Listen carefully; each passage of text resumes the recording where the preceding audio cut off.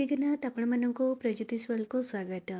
ହିନ୍ଦୁ ଧର୍ମରେ ଭଗବାନ ଶିବଙ୍କୁ କଲ୍ୟାଣର ଦେବତା ବୋଲି ଗ୍ରହଣ କରାଯାଇଥାଏ। ଭଗବାନ ଶିବଙ୍କର ସାଧନା ଜୀବନର ସମସ୍ତ ଦୁଃଖ ଦୂର କରି ସୁଖ ଓ ସୌଭାଗ୍ୟର ବର୍ଷା କରେ ବୋଲି ଗ୍ରହଣ କରାଯାଇଛି।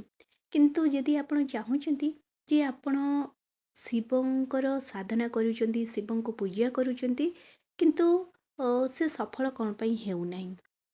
ଯଦି ଆପଣ ସେଇ ପୂଜାଟିକୁ ସଫଳ କରିବାକୁ ଚାହୁଁଛନ୍ତି, ତାହେଲେ ଏହି ନିୟମ ସବୁ ନିଶ୍ଚୟ ଜାଣି ରଖନ୍ତୁ। ଏହି ଏହି ନିୟମ ବିନା ଆପଣଙ୍କର ପୂଜା ସଫଳ ହୁଏ ନାହିଁ। ସନାତନ ଧର୍ମ ଅନୁସାରେ ଭଗବାନ ଶିବଙ୍କର ସାଧନାକୁ ଅତ୍ୟନ୍ତ ସହଜ ଓ ଶୀଘ୍ର ଫଳଦାୟକ ବୋଲି ଗ୍ରହଣ କରାଯାଇଛି।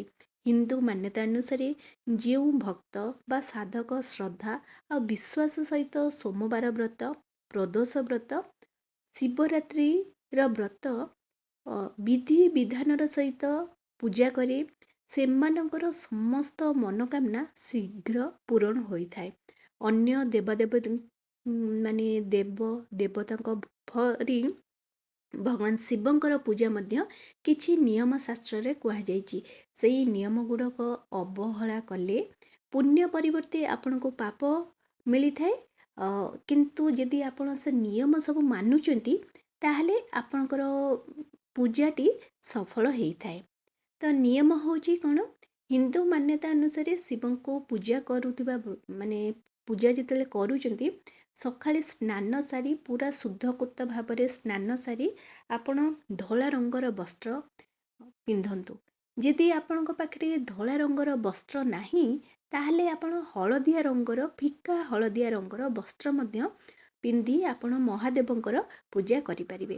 କାରଣ ମହାଦେବଙ୍କୁ ଧଳା ରଙ୍ଗ ବହୁତ ପ୍ରିୟ, ତାଙ୍କର ପ୍ରିୟ ରଙ୍ଗ ହେଉଛି ଧଳା। ତ ତେଣୁକରି ଆପଣ ଧଳା ରଙ୍ଗର ଯଦି ବସ୍ତ୍ର ପିନ୍ଧି ମହାଦେବକୁ ପୂଜା କରୁଛନ୍ତି, ଆପଣଙ୍କର ପୂଜାଟି ସଫଳ ହେବ। ଦ୍ୱିତୀୟ ନିୟମ, ଯେତେବେଳେ ଆପଣ ଘରେ ଭଗବାନ ଶିବଙ୍କୁ ପୂଜା କରୁଛନ୍ତି, ସବୁବେଳେ ঈଶାନ କୋଣରେ ଅର୍ଥାତ୍ ପୂର୍ବ ଉତ୍ତର ଦିଗରେ ଆପଣ ତାଙ୍କୁ ପୂଜା କରନ୍ତୁ। ସେଇ କୋଣରେ ହିଁ ପୂଜା କରନ୍ତୁ। ଯଦି ଆପଣ ଘରେ ପୂଜା ନ କରି ଶିବ ମନ୍ଦିରରେ ଯଦି ଆପଣ ବି ପୂଜା କରୁଛନ୍ତି, ସବୁବେଳେ ଶିବ ମନ୍ଦିରରେ ପୂର୍ବ କିମ୍ବା ଉତ୍ତର ଦିଗକୁ ମୁହଁ କରି ଆପଣ ପୂଜା କରିବା ଉଚିତ। ଆଉ ପୂଜା ସମୟରେ କୌଣସି ତଳେ ନ ବସି ଆସନରେ ବସି ଭଗବାନ ଶିବଙ୍କର ମନ୍ଦିରରେ ବି ନାମ ନିଅନ୍ତୁ। ତାଙ୍କ ମନ୍ତ୍ର, ପଞ୍ଚାକ୍ଷର ମନ୍ତ୍ର ପାଠ କରନ୍ତୁ। କାରଣ ଆସନରେ ବସିବା ଦ୍ୱାରା ଆପଣଙ୍କର ଶୁଭ ବୋଲି ଗ୍ରହଣ କରାଯାଇଥାଏ। ତୃତୀୟ ନିୟମ, ଭଗବାନ ଶିବଙ୍କୁ ଯେତେବେଳେ ଆପଣ ପୂଜା କରୁଛନ୍ତି, ଘରେ ହଉ କି ମନ୍ଦିରରେ, ଆଉ ଘରେ ପୂଜା କରୁଛନ୍ତି ଅଲଗା କଥା। ତ ଯେତେବେଳେ ଘରେ ଯେମିତି ପୂଜା କରିବେ, ତ ମନ୍ଦିରରେ ତାଠାରୁ ଅଧିକ ମାତ୍ରାରେ ଯେତେବେଳେ ଯାଇକରି ପୂଜା କରୁଛନ୍ତି, ସେତେବେଳେ ତାଙ୍କୁ ନିହାତି ଭାବରେ ଜଳ ଆଉ ବେଲପତ୍ର ଅର୍ପଣ କରନ୍ତୁ। କାରଣ ଭଗବାନ ଶିବଙ୍କ ପୂଜାରେ ଜଳ ଆଉ ବେଲପତ୍ରର ବିଶେଷ ମହତ୍ତ୍ୱ ରହିଛି। ତେଣୁ ଶିବ ପୂଜା ସମୟରେ ଗଙ୍ଗା ଜଳ ପରିବର୍ତ୍ତରେ ଆପଣ ଯଦି ଗଙ୍ଗା ଜଳ ଅର୍ପଣ କରୁଛନ୍ତି, ତାହେଲେ ବହୁତ ଶୁଭ ହେଇଥାଏ। ଗଙ୍ଗା ଜଳ ଆପଣ ତମ୍ବା ଲୋଟାରେ ଅର୍ପଣ କରନ୍ତୁ।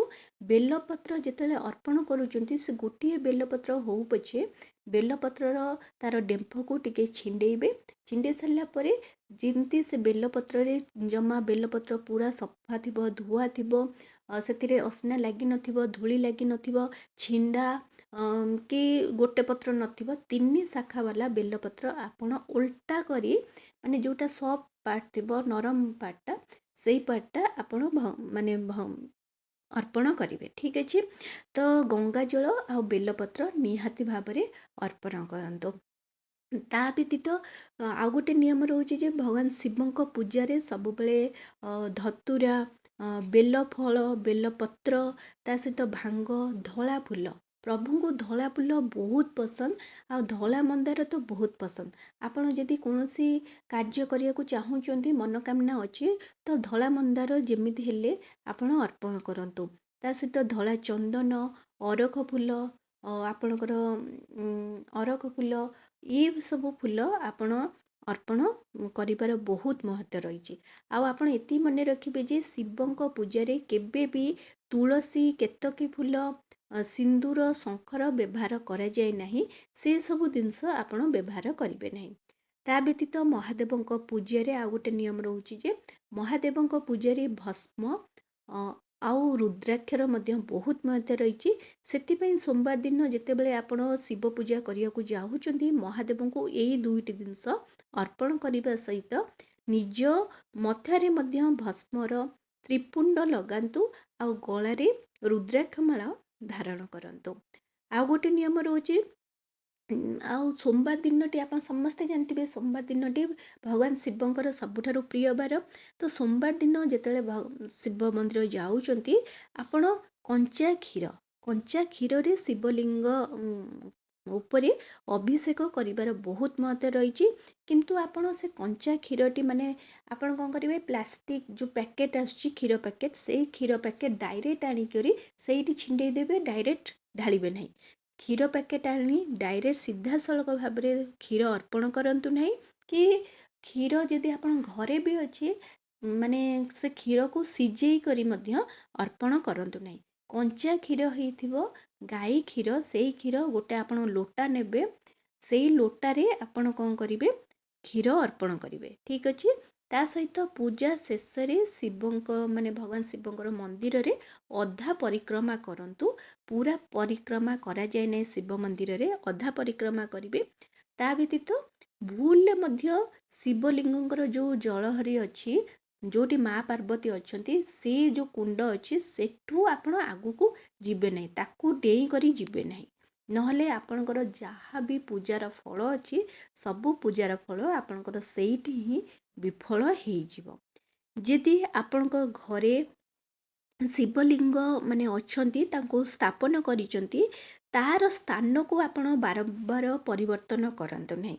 କୌଣସି ସ୍ଥାନରୁ ଯଦି ଆପଣଙ୍କୁ ବାଧ୍ୟକତାରେ ସ୍ଥାନରୁ ପରିବର୍ତ୍ତନ ମାନେ କରୁଛନ୍ତି ତାହେଲେ ମହାଦେବଙ୍କୁ କ୍ଷମା ପ୍ରାର୍ଥନା କରନ୍ତୁ।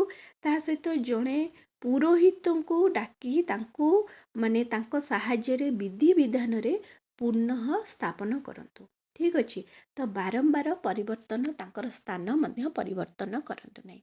ଏଇ ସବୁ ଛୋଟ ଛୋଟ ନିୟମ ରହିଛି ଭଗବାନ ଶିବଙ୍କର ପୂଜାରେ।